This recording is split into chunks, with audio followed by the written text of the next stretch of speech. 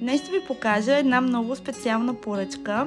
Получих я за рожден ден на едно малко момиченце, което обожава мечета.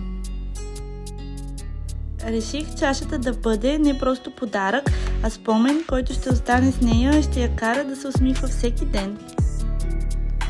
За основа на мечето използвам телесен цвят на фимо, като след това с помощта на сухи пастели ще направя светлосенки. Когато чуя, че подаръкът е за дете, винаги мисля как да създам нещо, което да е едновременно красиво и лично, затова избрах мече, символ на нежност и приятелство. Тук може да видите как оформям ушичките на меченцето и ги поставям от двете страни. Взимам малко глина, с която оформям крачето и след това с инструмент го изравнявам.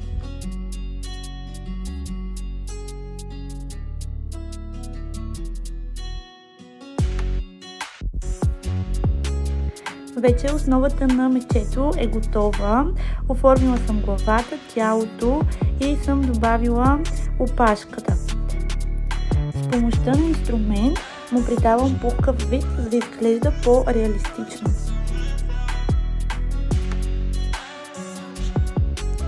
Използвам лилав цвят по желание на клиентката, тъй като е любимият цвят на момиченцето.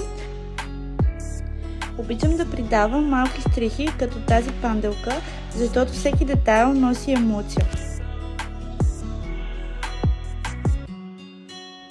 Рисувам очичките с черна боя и правя муцунката с бяла глина.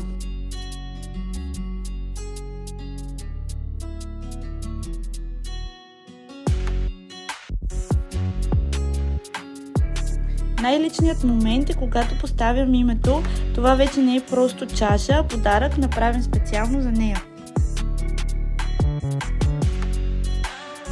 След като вече съм изпекла фигурката, я оставям да изстине и я залепям с лепило върху чашата. За мен това не е просто декорация, а начин да предам емоция чрез ръцете си.